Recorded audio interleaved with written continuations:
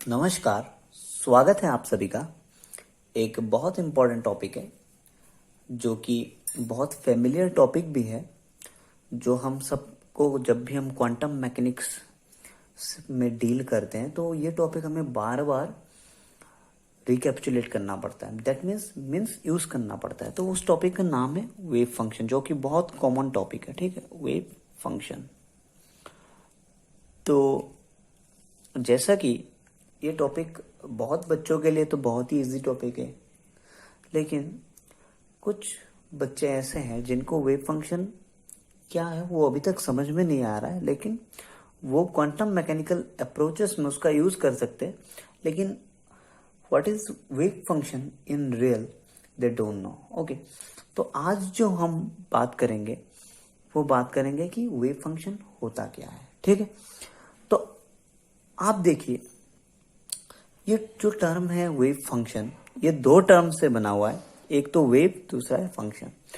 तो फंक्शन के बारे में हमको बहुत आगे से ही पता है, बहुत जानकारी हम फंक्शन के बारे में रखते हैं from class 9th 10th onwards.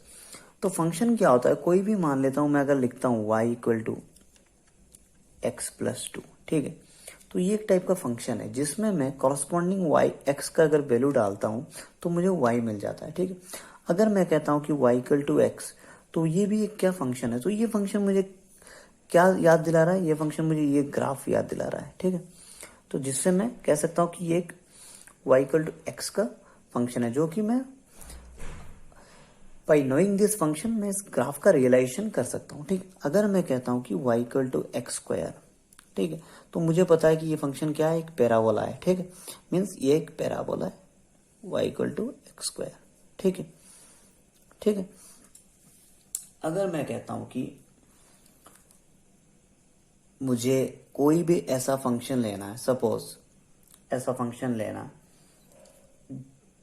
Throw that function I can remember either what is the behavior of the function, what is the behavior of the that function। ठीक है, सपोज मैंने कहा कि कोई भी बॉल मैंने यहां से उछालकर अपवर्ड डाउनवर्ड डायरेक्शन में भेजा है। ठीक है, तो ये अपवर्ड डाउनवर्ड पैराबोला है। ठीक है, तो अगर मुझे इसका जो है फंक्शन पता है, वो क्या हो जाएगा, -ax² plus bx plus c। Okay, that means what, ये जो फंक्शन है ये मुझे क्या बता रहा है, ये मुझे बता रहा है behaviour of upward downward parabola. Okay, behaviour of upward downward parabola. Okay, now तो फ्रॉम दैट फंक्शन मेरे पास सफिशिएंट मतलब नॉलेज आ जा रहा है उस ग्राफ के बारे में, उस फिगर के बारे में, या तो उस सिचुएशन के बारे में। ठीक है, अब मेरा जो मेन टॉपिक है वो है वेव फंक्शन। जैसा कि फंक्शन से हमें बिहेवियर ऑफ दैट फंक्शन का पता लग जाता है, तो वेव फंक्शन से हमें बिहेवियर ऑफ क्वांटम पार्टिकल का पता लगता है। ठीक है, तो आप यहां पर लिख सकते हैं सबसे पहला topic, wave function. Wave function describes behavior of quantum particles। Quantum particles, तो हमें पता लग गया कि जो वेव फंक्शन है वो क्वांटम पार्टिकल के बिहेवियर को अच्छी तरीके से बताता है। ठीक है, तो इन जनरल जो हमें पता है कि क्वांटम पार्टिकल कैसे बिहेव करते हैं, either in the form of sine wave और in the form of cosine wave. Okay, मान लेते हैं कि either in the form of sine wave. ठीक है, तो साइन वेव के फॉर्म में आइदर बिहेव करते हैं, या तो कोसाइन वेव के फॉर्म में, ये साइन वेव होता है। ठीक है, और ये either cosine wave. Okay,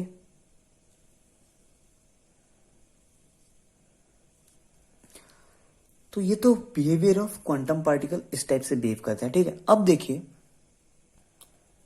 suppose मेरे पास इस बॉक्स में कई इलेक्ट्रॉन है, that is a quantum particle, okay. अब ये इलेक्ट्रॉन क्या कर रहा है, वन डिमेंशन में मूव कर रहा है, ठीक है। सपोज वन डिमेंशन में मूव कर रहा है इन x dimension, okay.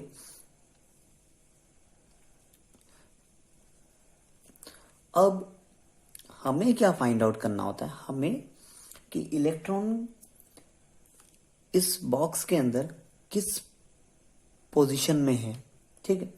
Means electron का जो पोजीशन है वो हमें फाइंड आउट करना होता है, ठीक। तो उस केस में हम ये जो वेव फंक्शन है, ठीक है, उसका अगर हम स्क्वायर कर देते हैं साई एक्स स्क्वायर, ठीक है, तो ये जो वैल्यू कहलाता है, ये कहलाता है प्रोबेबिलिटी एम्पलीट्यूड, ठीक है। प्रोबेबिलिटी एम्पलीट्यूड, ठीक है। तो ये प्रोबेबिलिटी एम्पलीट्यूड होता क्या है, ये होता है कि the probability of finding of electron in this box, ठीक है। प्रोबेबिलिटी ऑफ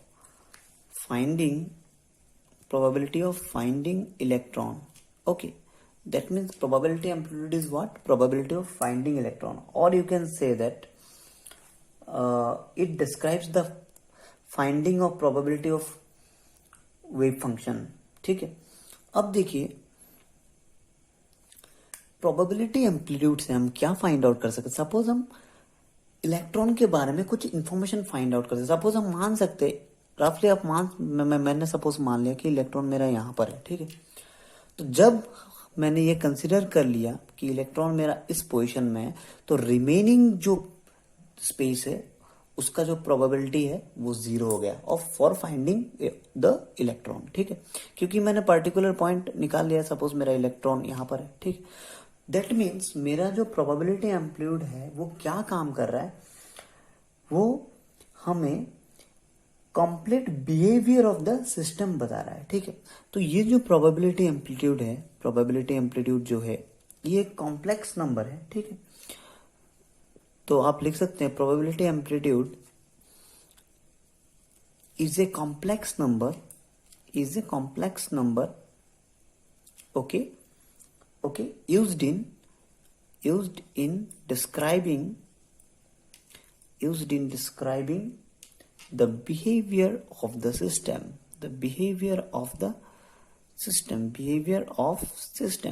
तो ये जो है प्रोबेबिलिटी जो एम्पलीट्यूड है ये हमें बहुत सारे रिक्वायर्ड इंफॉर्मेशंस दे रहा है उस क्वांटम पार्टिकल का, ठीक है।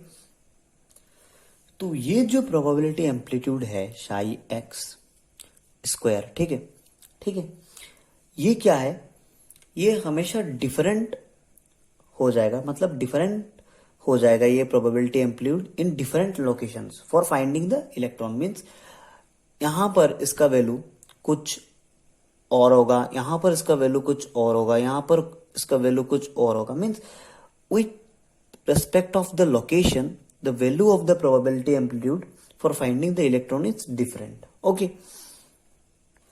तो यहां से मुझे पता लग रहा है कि वेव फंक्शन क्या है, जो कि एक मैथमेटिकल डिस्क्रिप्शन है, ठीक है, जो हमें किसी भी आइसोलेटेड क्वांटम सिस्टम का क्वांटम स्टेट बताता है। Means description of quantum state की क्वांटम स्टेट उस आइसोलेटेड क्वांटम सिस्टम का, ठीक है, जिस सिस्टम का हम क्वांटम स्टेट जानने की कोशिश कर रहे हैं, तो हमें वेव फंक्शन वो क्वांटम स्टेट बताने में हेल्प करता है, ठीक है। तो इसमें कंफ्यूजन होने वाली बिल्कुल बात नहीं, मैं समझाने का और कोशिश करता हूं। सपोज हमारे पास बहुत टाइप्स के वेव्स होते हैं, मान लेता हूं मैं वाटर वेव्स, ठीक है, वाटर वेव्स, लाइट वेव्स, ठीक है, लाइट वेव्स, और जो बहुत इंपॉर्टेंट वेव जो है जो क्वांटम मैकेनिक्स में हम कंसिडर करते हैं, डी ब्रोगली वेव्स, और इसको हम क्या कहते हैं, मैटर वेव्स, ठीक है। तो ये जो वाटर वेव्स है, ठीक है, ये वाटर वेव्स जो है ये मीन्स वाटर वेव्स में एक क्वांटिटी ऐसा होता है जो कि पीरियोडिकली हमेशा वेरी करता है, ठीक है। तो इन जनरल मैं कह सकता हूं there is always a quantity associated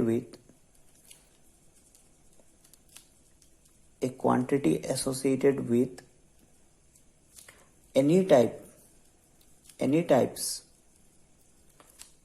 of waves, okay, which varies periodically with space and time, ठीक है। तो यहां से हमको क्या पता लग रहा है कि जो वेव्स हैं उनमें एक क्वांटिटी ऐसा होता है जो कि पीरियोडिकली वेरी करता है विथ स्पेस एंड टाइम, ठीक है। तो अगर मैं वाटर वेव्स को कंसीडर करता हूं, ठीक है, तो इसमें जो पीरियोडिकली जो वेरी करता है वो कौन सा जो क्वांटिटी है, वो क्वांटिटी क्या है, हाइट ऑफ वाटर सरफेस, ठीक है। तो आप कह सकते हैं इन वाटर वेव्स, ये मैं एनालॉजी के लिए आपको समझाने की कोशिश कर रहा हूं। तो in water waves the quantity that periodically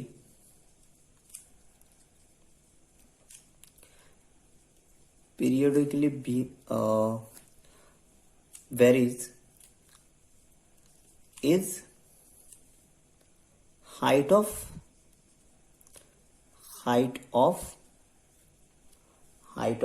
water surface,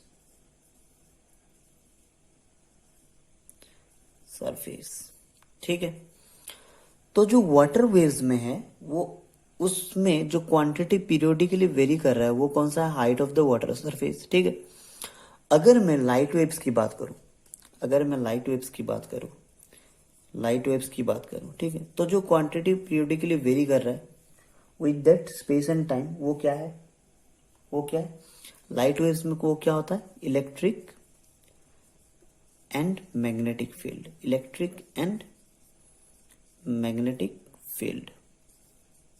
ठीक है। तो ये जो इलेक्ट्रिक एंड मैग्नेटिक फील्ड है वो क्या करते हैं, वेरी करते हैं, ठीक है, periodically with space and time in case of light waves. In case of water waves height of the water surface हमेशा पीरियोडिकली वेरी करता है, ठीक।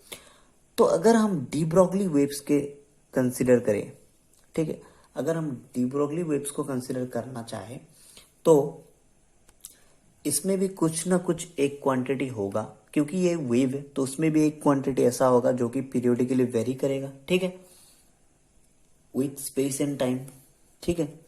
तो जब हम डी ब्रॉगली वेव्स को कंसिडर करते हैं, ठीक है, डी ब्रॉगली वेव्स को कंसिडर करते हैं तो वो जो क्वांटिटी जो पीरियोडिकली वेरी कर रहा है, ठीक है, means de Broglie waves associate with the moving particle, ठीक है। तो वो जो क्वांटिटी है जो कि पीरियोडिकली वेरी कर रहा है विद स्पेस एंड टाइम, ठीक है ना, तो quantity that varies with space and time is called wave function, तो यहां से आपको पूरा वेव फंक्शन का कंसेप्ट समझ में आ गया होगा कि जो क्वांटिटी जो in case of de Broglie waves है फॉर ए मूविंग पार्टिकल, ठीक है, जो क्वांटिटी स्पेस एंड टाइम के साथ वेरी करता है वो क्वांटिटी क्या है, वेव फंक्शन। उसी क्वांटिटी को हम क्या कहते हैं, wave function. So the quantum mechanical particle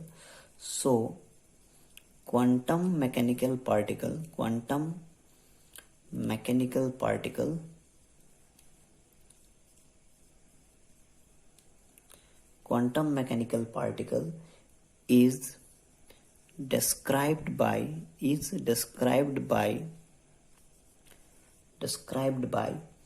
wave function psi xt for one dimensional motion. Okay, तो जो क्वांटम मैकेनिकल पार्टिकल है वो किससे डिस्क्राइब होता है? वेव फंक्शन साई से, ठीक है। अगर वो एक डिमेंशन है तो साई एक्स टी, अगर थ्री डिमेंशन है, थ्री डी मोशन है, तो जो वेव फंक्शन होगा वो क्या हो जाएगा? Psi R T.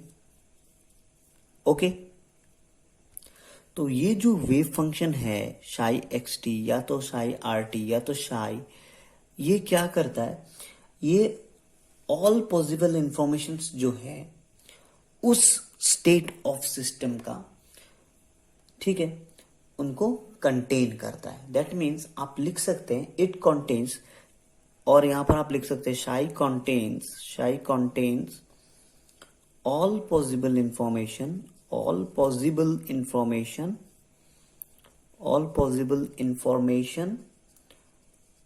about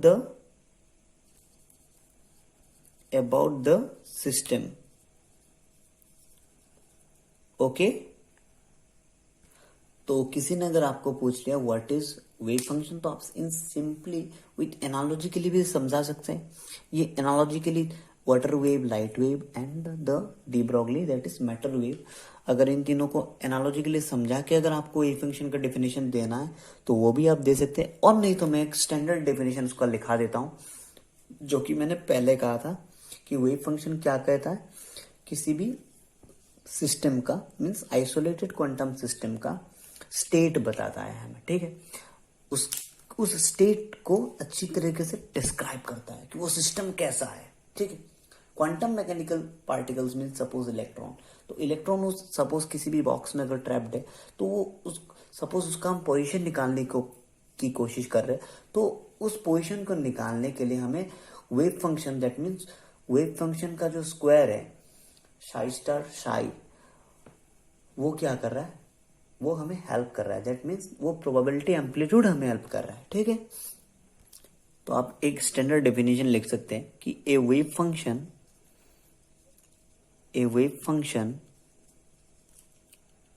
in quantum physics,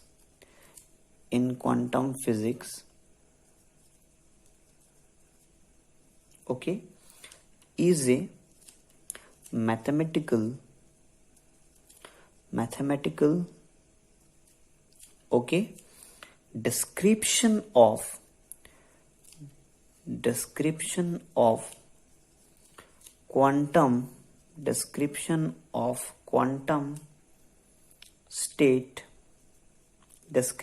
quantum state of an isolated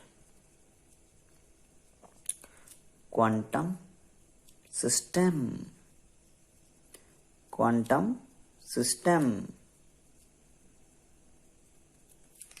okay,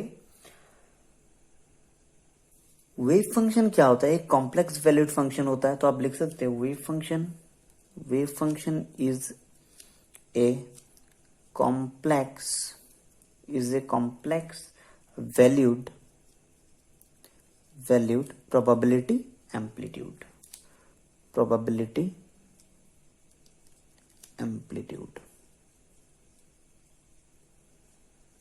okay,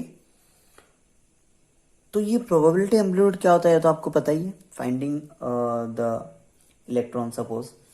तो इसको आप अगर लिखेंगे तो ऐसा लिख सकते हैं आप, प्रोबेबिलिटी एम्पलीट्यूड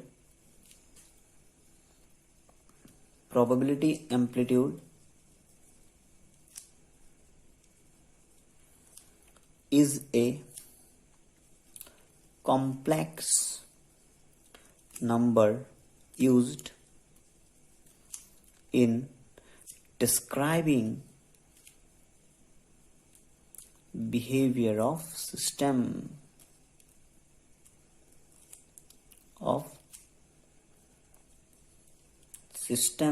ठीक है।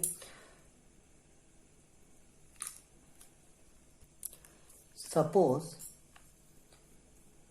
हमें किसी भी वॉल्यूम में प्रोबेबिलिटी फाइंड करना है, ठीक है। तो सपोज मैं कह सकता हूँ, suppose the probability of finding the particle in a volume element, suppose मैं लिखता हूँ, suppose the probability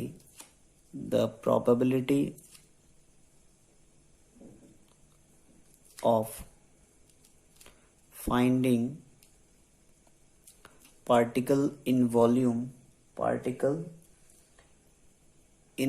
element, okay, volume element. तो वॉल्यूम एलिमेंट क्या है मेरा, सपोज मैं मान लेता हूँ d tau equal to d x d y d z, okay, about a point r जिसका कोऑर्डिनेट्स है x y z, okay, at time t, okay. तो जो probability of finding the particle in a volume element about a point r at time t, तो वो क्या probability expressed S लिख सकते हैं आप, एक्सप्रेस्ड एस। तो प्रोबेबिलिटी को पी आर टी, ठीक है, d tau is equal to psi r t, mod of psi r t whole square d tau, ठीक है। तो ये जो शाई है, ठीक है, शाई क्या है, प्रोबेबिलिटी, शाई क्या है, प्रोबेबिलिटी एम्पलीट्यूड, ओके। अब ये जो वेव फंक्शन है, ये जो वेव फंक्शन शाई है, ठीक है, वेव फंक्शन जो शाई है, ठीक है, इसका कुछ ऐसा कंडीशंस है, ठीक है, जो कि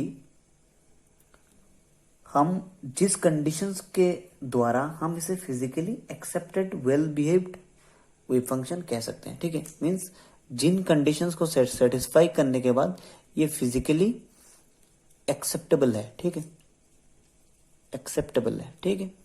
तो वो कंडीशंस क्या है, कंडीशंस आर, सबसे पहले शाई जो वेव फंक्शन है, अगर मैं मान लेता हूं शाई एक्स टी, ठीक है, वो क्या होना चाहिए, शुड बी फाइनाइट, फाइनाइट होना चाहिए, ठीक है, फाइनाइट सिंगल वैल्यूड, ठीक है, फाइनाइट सिंगल वैल्यूड एंड सबसे इंपॉर्टेंट जो टॉपिक है वो क्या है, कंटिन्यूअस एवरीवेयर, ठीक है, in the space, continuous everywhere in space, ठीक है। तो ये जो वेव फंक्शन है ये फाइनाइट होना चाहिए, सिंगल वैल्यूड होना चाहिए और कंटिन्यूअस होना चाहिए एवरीवेयर, ठीक है, इन स्पेस। दूसरा जो कंडीशन है, कंडीशन नंबर 2, कि ये स्क्वायर इंटीग्रेबल होना चाहिए। दैट मीन्स क्या हुआ कि जब भी हम साई एक्स टी का मॉड जो है उसको हम स्क्वायर करेंगे और उसका इंटीग्रेट करेंगे minus infinity to plus infinity, तो हमें कुछ ना कुछ फाइनाइट क्वांटिटी मिलना जरूरी है, ठीक है। दैट मीन्स आप लिख सकते हैं यहाँ पर Sai x T should be square integrable,